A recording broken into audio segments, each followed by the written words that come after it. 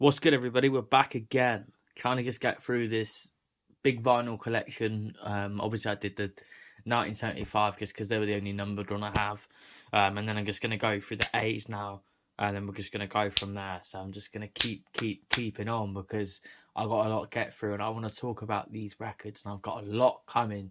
So I want to get through these so I can get through the ones that are coming. So first of all, I'm gonna go with Archy Marshall, A New Place to Drown.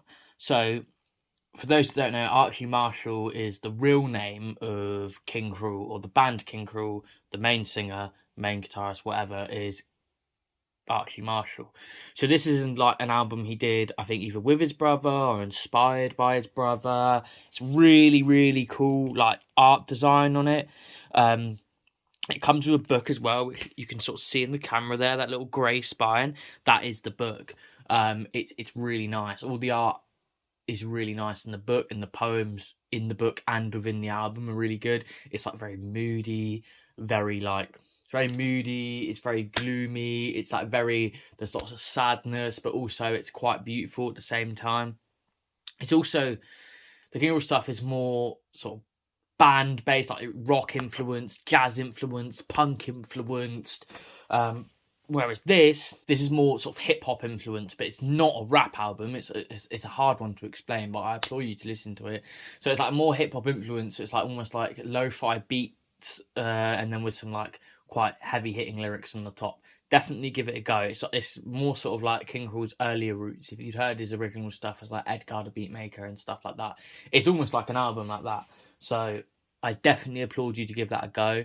Really good. I've had it for a long time. I'm a big fan of King Cruel. I've got more King Cruel to sort of come, that I'll talk about later on when I get down to that section.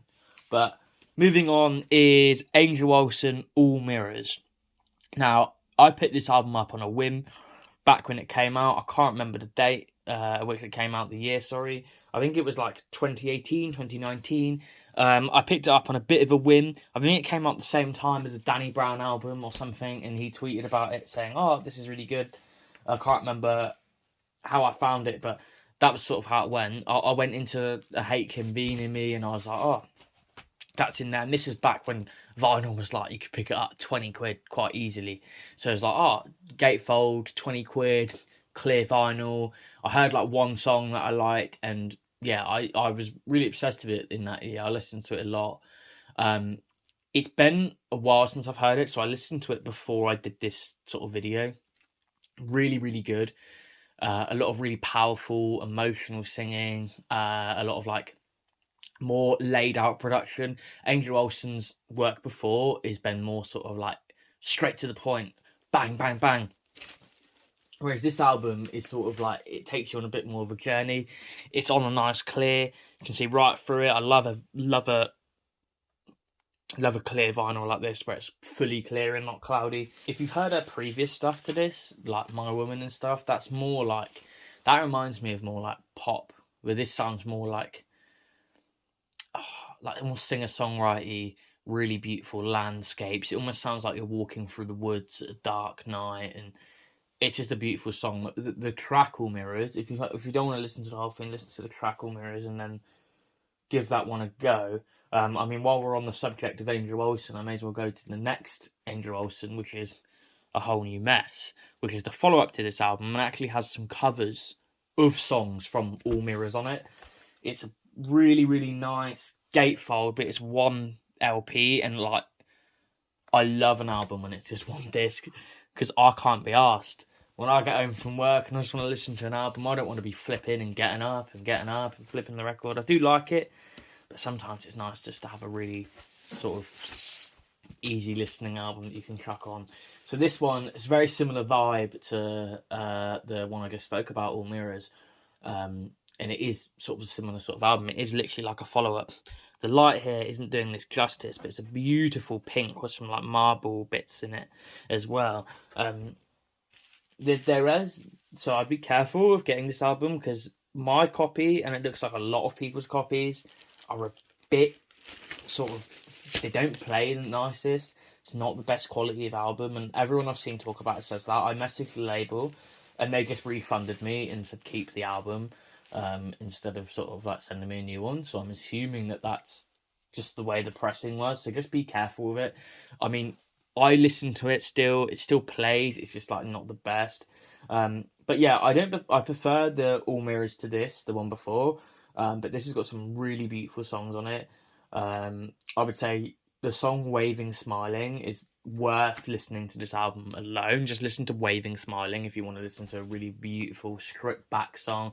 So it's the best way to describe it is it's like All Mirrors but a bit more stripped back. So it's the same vibe, just sort of sounds more of a solo piece that she's done on her own, whereas the All Mirrors sounds like a grand piece with lots of involvement.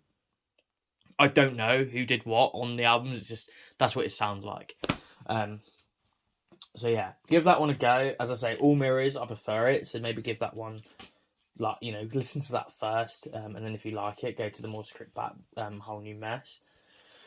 Moving on, so I've got a few ASAP Rocky albums, and these are the ones that are gonna sort of play out the rest of this video of the A's. So I'll start off with Long Live ASAP. This is a HMV 100th anniversary edition. They did like a few albums. I wasn't into loads of them, and a lot of the time when HMV do their sort of like own record store day type things, I'm not so into the stuff that they do. However, this one was a sort of a must-have. I really loved this album. When I was in school, I used to rinse this album all the time. This is something like, you know, it's the best example for me of like it's so of its time, but there's so much timeless stuff on there. It's got like a lot of like there's a lot of stuff on there that is crazy that it happened. So you've got like Fucking Problems, which has got Drake, 2 Chainz, Kendrick Lamar. You've got Wild for the Night with Skrillex. You've got One Train with Kendrick, Joey Badass, Yellow Wolf, Danny Brown, Action Bronson, Big Crit, Fashion Killer. There's like loads of like big moments on this album, and even though I don't think it's his best work by any means, I think it's a really good showcase of having a more mainstream rap album that also has those cloudy elements from his mixtape days, that also has some real hardcore rap on it, that also has some really catchy bangers on it that aren't just relying on mainstream hooks, and it's still taking risks and these sorts of things. And I think that's really important when you get an artist like ASAP Rocky. That's the sort of thing you can expect. The album is again clear. I mean, I don't know why all these albums so far are clear on the first half of my collection, but I promise you I have better colours than just clear. This is like a clear, almost yellowy. It's not. It's just, it is called clear, but it's almost like, it looks like, you know, when you get like a clear phone case and you've had it for ages and it ends up going a bit misky. That's exactly what this is, but vinyl form. But this is how it came. Yeah, really good pressing of this as well. I don't think it was that expensive. I've listened to it a bunch of times. It is one of those albums that you can chuck on in a lot of settings. If I have someone over, or if I've got, you know, if I'm doing something, I can put it on. It's not hard listening. It's also not like super experimental where like people are going to be put off by me putting it on in the back. So that's what I like to put on. But moving on from that, we're just going to carry on with the ASAP Rocky, because as I said, these are the last ones here. By the way, if I don't show you a disc, it's just because it's black, and I think that's boring to show you. So just know that I know I didn't show you the first one, which is why I'm mentioning it now. But same with this one. At long last, ASAP. This took me so long to get this album, because every time I looked for it, it seemed to just be really, really expensive. And like people were reselling it for heaps. And then one day I went into, I think it was Rough Trade or something like that, and it was there for like £25, £30, and I was like, do you know what, I'm going to get it, because I said the previous ASAP one sort of like led me through school. I remember this one I really got into at the end of school and then part of college. I remember going through like a bit of a rough time, and I was sort of really fatigued and tired and just low, and I was listening to this album because it's so trippy and like cloudy, and it has a lot of like elements, it like, because it's inspired by sort of LSD and just sort of psychedelic drugs. It has a lot of these like really nice elements that you can just sort of, if you're really tired, chuck it on and it still sort of like gets you going. Comes with a cool little poster. I don't usually put a lot of posters up, but I do like this one quite a lot. But yeah, I think this one, maybe my favourite ASAP Rocky album. Just because you've got, again, I said in the previous one, there's a lot of moments, and this one is exactly the same. You've got stuff like Holy Ghost with Joe Fox, which everyone really knows, but Joe Fox being like this London busker who Rocky just bumped into and got him all over this, and like made a lot of really dark, atmospheric pieces on this album. You've got Canal Street with Bones, and like Bones is someone that I think like doesn't get the credit for sort of pioneering some of the sounds that people like Suicide Boys and stuff use now, and stuff like. I mean, they all pioneered it together, but Bones particularly, I think, is someone that gets sort of not recognised for the work he's done, and I love that Bones is on this album. And then you've got like obviously the big songs, sort of LSD, which is again like such a weird song for Rocky to make, but it works so much. And again, this is what I like about ASAP Rocky. He's mainstream, but he makes these sort of every album. It will be palatable, but it has these like weird things that just off kilter and throw you off, and you're like, "What the fuck? Where did this come from?" So ASAP Rocky, Long Last ASAP. I think if you've never heard Rocky before, I think that's a good start as well, because it's just so wacky and weird, but has a lot of like palatable music on. And I'll just close this off, and this closes off the A's, I think. Yeah, it does. Close this off with Testing by ASAP Rocky, which is a bootleg, but I love this album so much that I got the bootleg, and I was confirmed that the bootleg sounded good. I made sure it wasn't a bad bootleg, and it does sound fine. So I'm happy with it. I'm just saying it's a bootleg so you all know. So you don't go out and spend the ridiculous price on it, and it's just not an official release, because bootlegs like this, they seem to resell for so much, and I don't really know why. But it's a white vinyl, really, really good tracks on this album.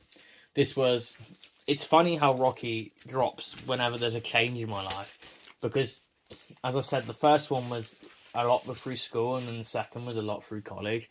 This one was after college. I like finished and didn't know what I was doing in my life, and I just sort of like was figuring it out, and then this came out. So they've all got very big attachments to like my life at the time. You've got, this is like it seems like a very electronic album, lots of samples, very in your face.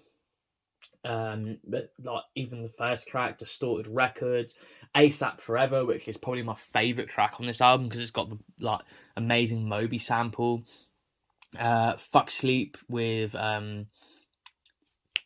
FK Twigs, Praise the Lord with Skepta, Brother Man with a little bit of Frank Ocean on, and then you get Frank Ocean at the end on Purity. Black Tux White Collar, amazing song. That's when he goes back and uses some Clams Casino production. Amazing album. It's probably second best Rocky, if not tied with At Long Last ASAP. I love both of these very much. Really sort of, as I said before, I think Rocky's just one of those people who, mainstream artist, but does things really differently and really exciting still, even though you've got a mainstream artist there. So that's all the A's. I'm just going to get going with, with this collection, because I just want to get it all out there, and then we can start talking about new ones. I'm constantly selling stuff as well, so I'm trying to get through stuff before I sell stuff that's quite cool, that even though I might not want anymore, but might be cool to show on camera and stuff. So yeah, here we are. So we've done the A's, we've done the numbers, which is literally just 1975. I'm going to do the B's next, and then go from there.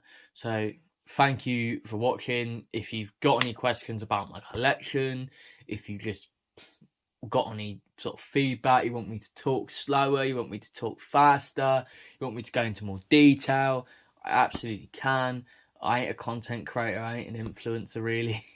I just like talking about this stuff and putting it out there, because I love watching people talk about their collection. So there's the A's. I appreciate y'all. See you on the next one.